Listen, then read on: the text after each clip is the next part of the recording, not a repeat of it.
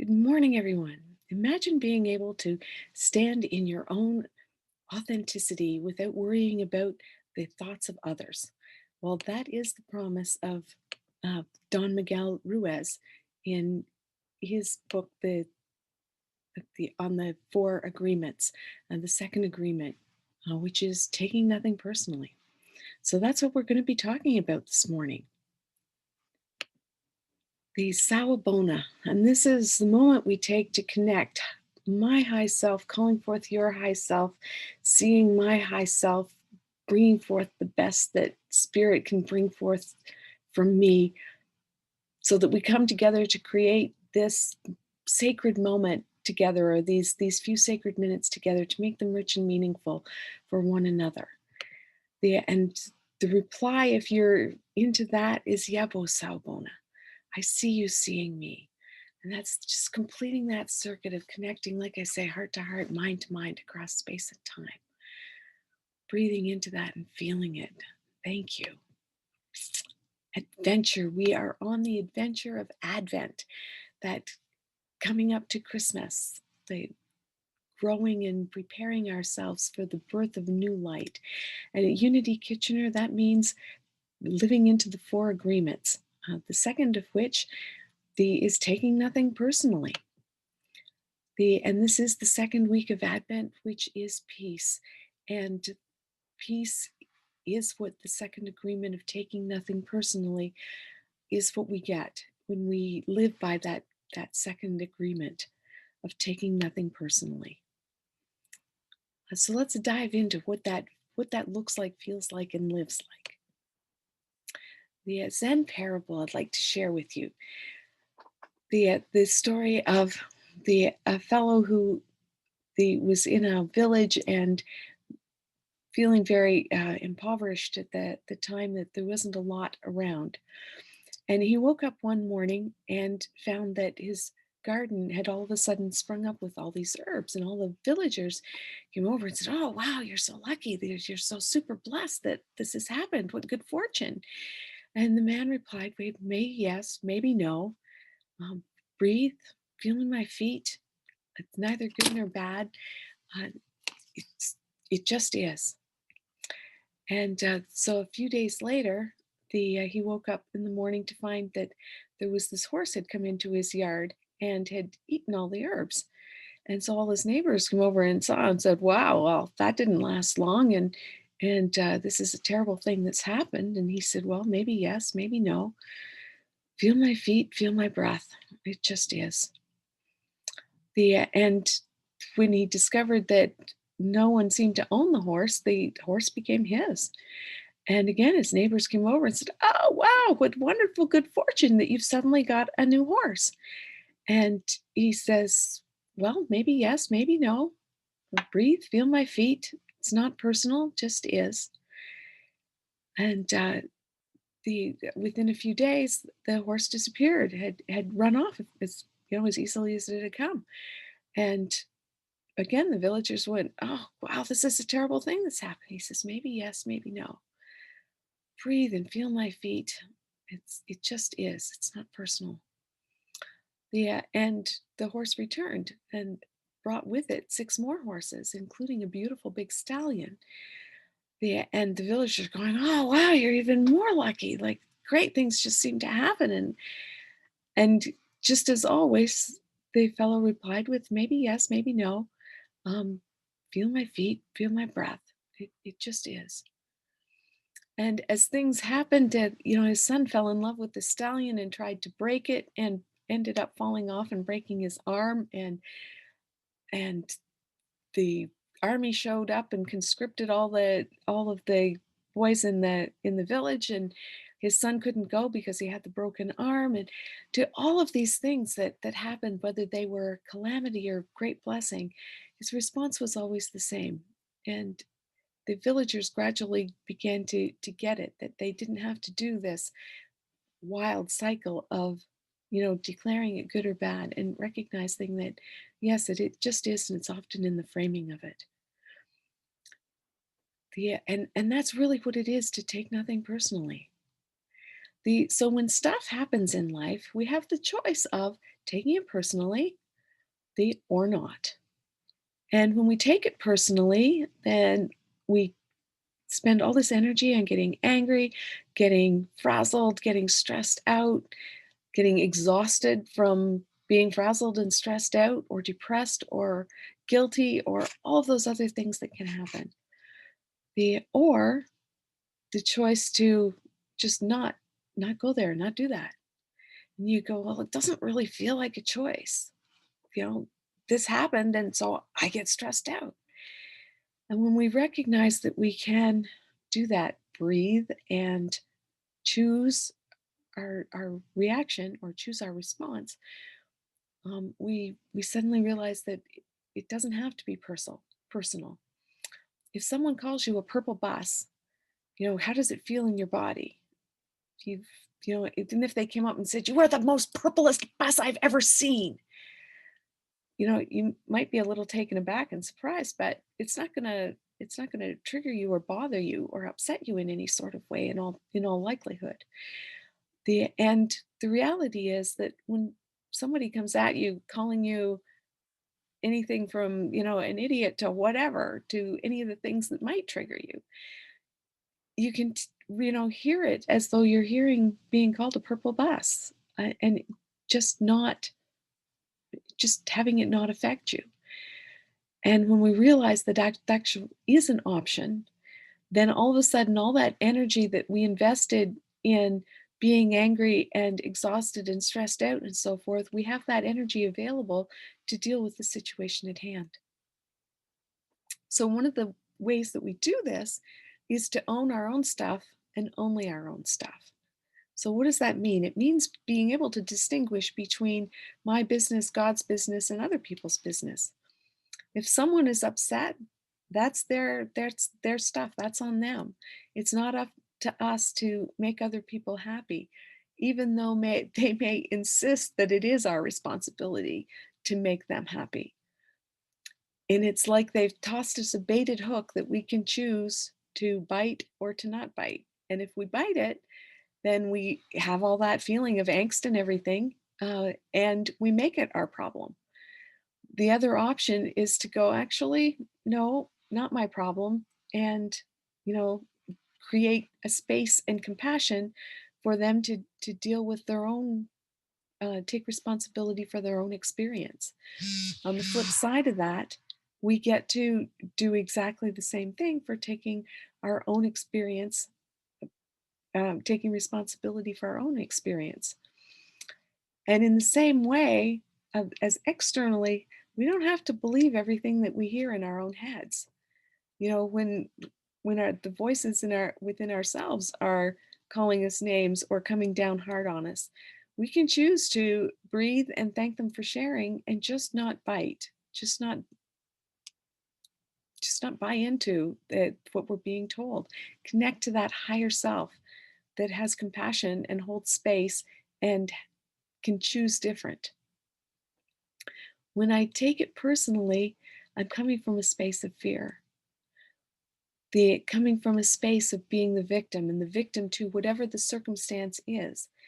When I make my happiness dependent on what's happening out there, I can't be happy unless, then I've made myself a victim to whatever that is.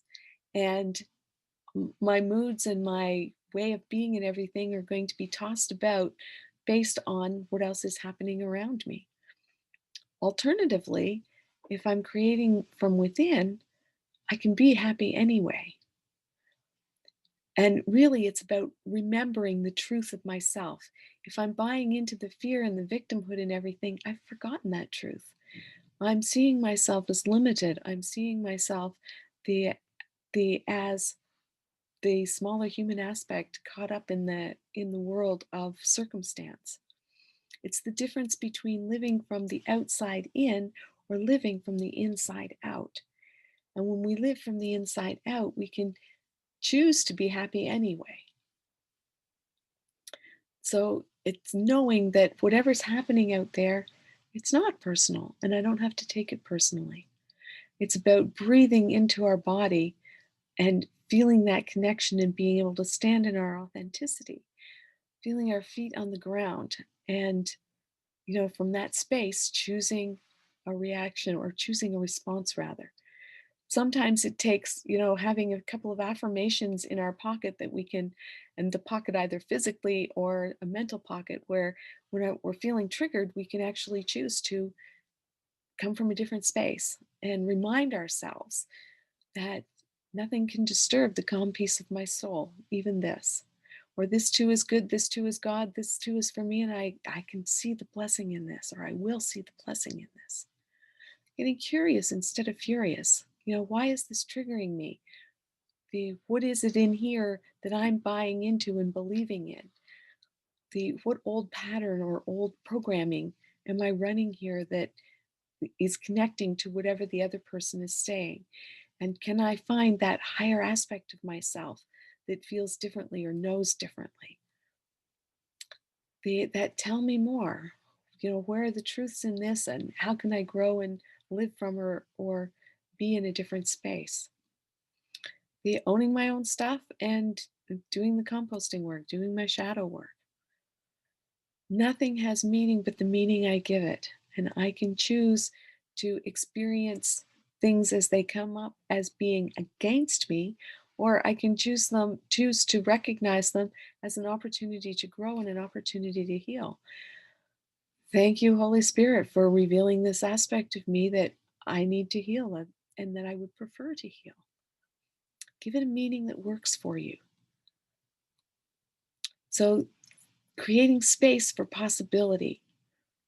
And how we do that is recognizing that when there is something happens out there and we immediately feel that tightening or constriction, that reaction, that if we can pause right there, even for the briefest of moments, to create space there, we don't have to spin into the spiral of the old pattern that takes us a spiral down, but we can actually breathe, feel our feet, and find a different space, that the thought or a feeling that will spiral us up, just one step at a time. And even if it's just a pause and a breath, often we can find, a different way of responding. And what does that space within feel like? It really feels like Sawubona. That okay, the human of me is having trouble here. Can I call on that higher aspect of me? And how does that higher aspect of me see? And feel it calling forth the higher aspect of the other person. Even if that other person can't see or feel that and is coming straight from the darkest of their human aspect, can I connect with it enough to, see beyond that and see their higher self and hold compassion for all of us, aligning with that higher self, accessing our divine natural powers, our innate powers, the divine within us, strength that can take the next step when you've taken the last step you possibly can. The creativity to find a solution where there wasn't one before. Whatever those divine faculties is needed in the moment, being able to call it forth. It changes impossible into creating that space with a little adjustment to the I to make it I'm possible. Going from nowhere to being more centered in this space, to be now here. Keeping the agreement to take nothing personally means that we can travel with an open heart without fear of rejection, because it doesn't matter what other people will say and think. Our happiness and well-being is not dependent on other people's opinion. It's being able to say yes or no guilt-free, with giving us that opportunity to be impeccable with our word, like Martha Creek spoke of last week. It's being able to say I love you without fear of rejection, because our well-being just isn't dependent on the opinions of other people. It's being able to be with other people regardless of their reactions and not being hurt by them. It's being able to ask for what you need with the ability to accept a yes or a no, one as good as the other, knowing that your needs will be met the one way or another. The Buddha was asked what he gained from meditation, and he answered, nothing. But let me tell you what I have lost: anger, anxiety, insecurity, depression, and fear of old age and death. And that meditation is what is the practice of creating that space that we were just talking about, so that we can call upon it when we need it to create the space between action and reaction and give us the ability to respond, the responsibility for our own well being. So let's just take a moment now to take that into meditation. And I invite you just to ground into your feet, feel your feet on the floor. Breathe, breathe into your heart, taking a deep breath into your heart space. One power, one presence, connected to Source, creating this space, connecting to that one love, being willing to drop into the stillness within the heart, into the silence, allowing any tension or anxiety to fall away, knowing that whatever has happened earlier in the day wasn't personal, that we're just fine as we are. I invite you to take a few moments now in the silence, just to be loved, be okay. Feel the presence of spirit, the connection to oneness.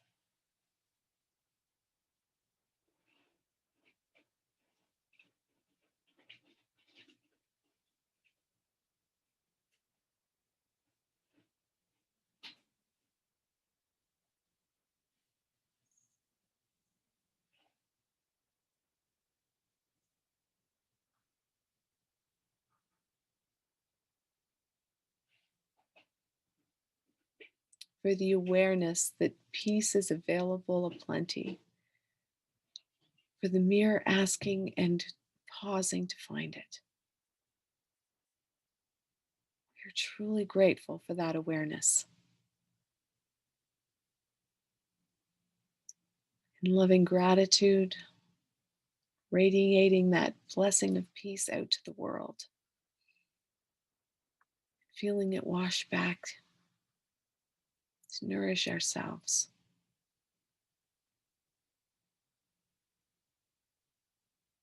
Returning back to physical space and time. Again, in loving gratitude. Amen. And from here, we send it back to Trish and the wonderful music. Thank you so much for being with me here this morning.